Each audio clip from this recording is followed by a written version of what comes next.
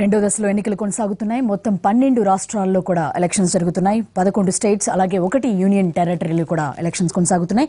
Next going to Uttar Pradesh రాంపూర్లోని polling గురించి ఏ విధంగా కొనసాగుతుందో మా కరెస్పాండెంట్ అరుణ డీటెయిల్స్ అందిస్తారు. అరుణ, ఏ విధంగా జరుగుతోంది అక్కడ రాంపూర్లో పోలింగ్?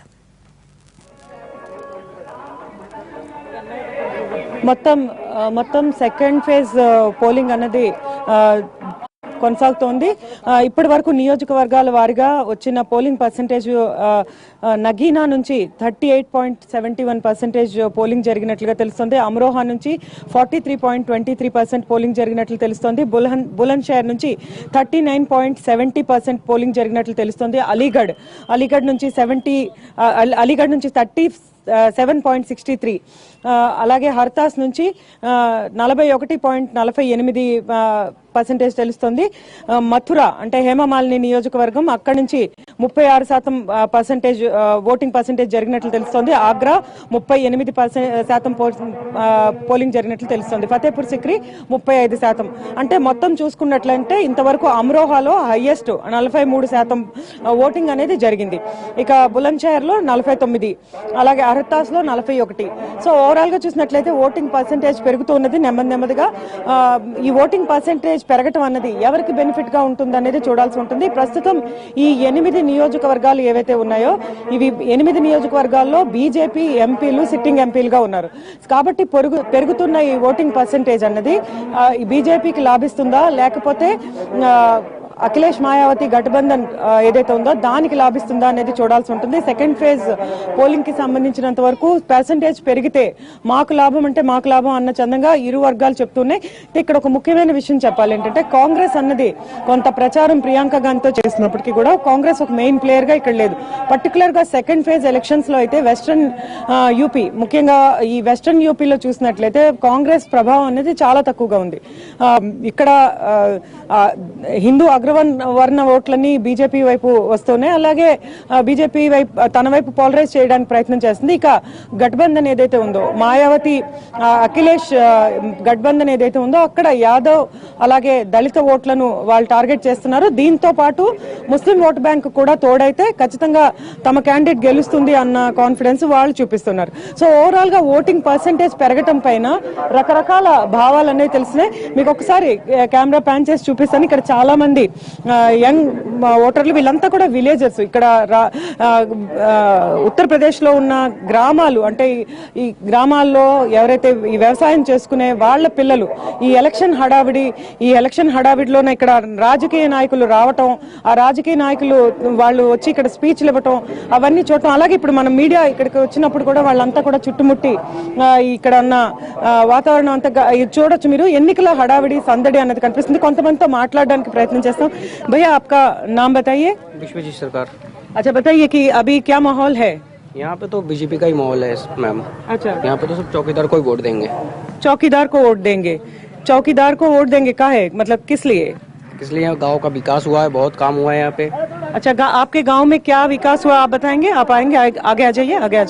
बताइए, इन्होंने कहा कि गांव में काफी विकास हुआ है, आप जरा बताएंगे कि गांव में किस तरीके का विकास हुआ है? विकास ये हुआ है कि यहाँ पे बहुत पहले यहाँ पे बैंकिंग वगैरह ऑनलाइन के सिस्टम में तो मोदी जी आने के बाद बहुत ही विकास हुआ है यहाँ पे। और जो भी यहाँ पे पहले से विकास बहुत हुआ, और अभी मोदी जी को देंगे। जयप्रदा नाटा जी जो यहाँ से खड़े हुए हैं कि यहाँ जयप्रदा जी हमारे मंदिर के सामने एक साइड दी तो 6 लाख की, और अभी फिर उनको ही देंगे कि वो आएंगे तो हमें फिर से विकास मिलेंगे। मतलब आपका कहना यह है कि विकास हुआ है, मंदिर को एक बहुत बड़ा जमीन मिला है। हाँ। अच्छा, आप बात करेंगे तो आगे आ जाइए, थोड़ा आगे आ जाइए। आप ये बताइए कि मैं अभी अलीगढ़ से यहाँ तक आई हूँ, पूरे रास्ते में सड़क का जो हालत है बिल्कुल ठीक नहीं था। मतलब मेरा गाड़ी जो यहाँ तक पहुँचने में 40 किलोमीटर की जो रास्ता है वो जितना कम वक्त में निकलना चाहिए था, मगर बहुत ज्यादा टाइम लगा क्योंकि सड़कें ठीक नहीं है। तो फिर आप जो विकास बोल रहे हैं, किस विकास की आप बात कर रहे हैं? मैडम, जो विकास ये हुआ है अभी, जो 60 साल से इससे पहले जो खराब हो रखा था काम, सिस्टम को जो खराब कर रखा था कांग्रेस पार्टी ने, तो वो सुधारने के लिए मैडम थोड़ा टाइम तो चाहिए। ठीक है, जो मैडम हमारे यहाँ के हर रास्ते का काम चालू हो चुका है और ये पास हो चुका है, हमें पता चल चुका है कि हमारा रोड सारा पास हो चुका है। तो इसके लिए हमें टाइम देना चाहिए सरकार को। हमें लगता है कि और 5 साल सरकार को, मोदी सरकार को चांस देना चाहिए। इसके अलावा हमारे पास कोई विकल्प ही नहीं है, दूसरा कोई विकल्प ही नहीं है कि उनको वोट दे। तो कोई पप्पू है, जो बोलने का उनको तमीज नहीं है, कोई लेडीजों का सम्मान नहीं कर पाता है, तो उनको वोट देकर अपना वोट, हम कीमती वोट बर्बाद नहीं करना चाहते हैं। आप कह रहे हैं कि विकल्प नहीं है, मगर आपके सामने मायावती अखिलेश जी का गठबंधन जो विकल्प है, उसे आप विकल्प मानते कि नहीं मानते? चाचा भतीजी सब एक साथ हो गए, गठबंधन हो गया, तो उस सरकार को कैसे वोट देंगे? ठीक है, आप और कोई बोलना चाहेंगे? आप आइए, आगे आइए, आप आइए, आगे आइए। आप बताइए कि यहाँ जो माहौल है, काफी जो लड़के से हैं, उन्होंने तो बताया कि हम किसको वोट कर रहे हैं। आप थोड़े से उम्र के हैं, तो आप बताइए यहाँ का चुनावी माहौल कैसा चल रहा है आपके इलाके में?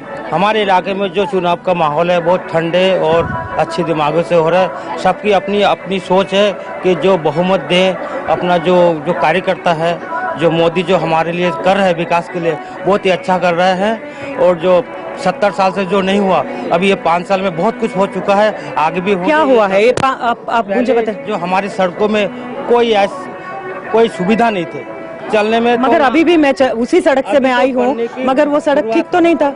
नहीं था पहले, अभी बनना शुरू हुआ है।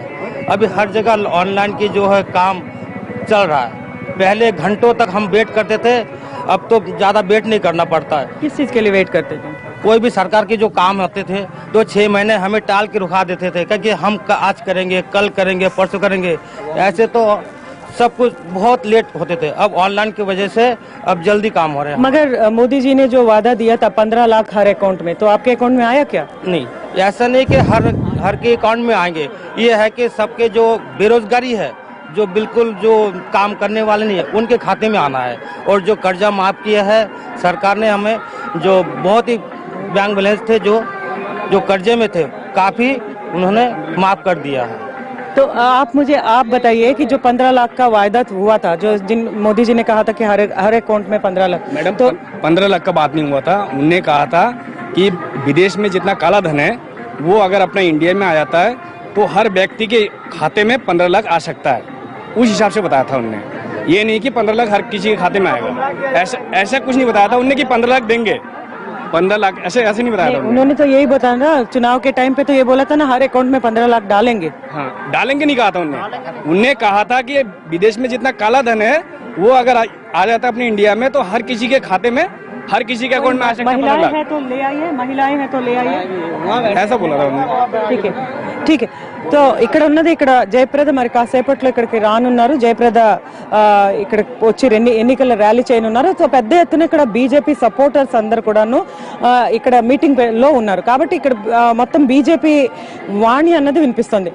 ఈ 15 లక్షల రూపాయలు ఇస్తారన్న మోదీ వాగ్దానం పైన, వీటన్నిటిపైన బీజేపీ వాణి, అంటే బీజేపీ క్యాడర్ ఏమనుకుంటుంది, బీజేపీ నాయకులు వాళ్ళ క్యాడర్కి ఏ విధంగా చెప్పారో అదంతా కూడా ఇక్కడికి వచ్చిన మీడియాకి వినిపించడానికి వాళ్ళు ప్రయత్నం చేస్తున్నారు. ఇక్కడ ఏదైతే రోడ్లు బాగున్నాయని అన్నారో అదే రోడ్లో నేను ఇక్కడ వరకు ట్రావెల్ చేయడం జరిగింది. ఆ రోడ్లన్నీ కూడా 40 కిలోమీటర్లు ట్రావెల్ చేయడానికి నాకు సుమారు 2 గంటల సమయం పట్టింది. 2 గంటల సమయం పట్టిందంటే రోడ్ల పరిస్థితి ఏ విధంగా ఉందనేది గమనించవచ్చు. కానీ ఇక్కడ ఉన్న వాళ్ళకి అంటే గతంలో ఉన్న ప్రభుత్వాలు ఆ మాత్రం కూడా చేయలేదని వాళ్ళు చెప్తున్నారు. కాబట్టి అనివార్య పరిస్థితుల్లో తాము ఇస్తున్నామని చెప్పి ఈసారి జయప్రదకి ఎన్నుకుంటామని చెప్పి ఇక్కడ బీజేపీ సపోర్టర్స్ అనేది చెప్తూ ఉన్నారు.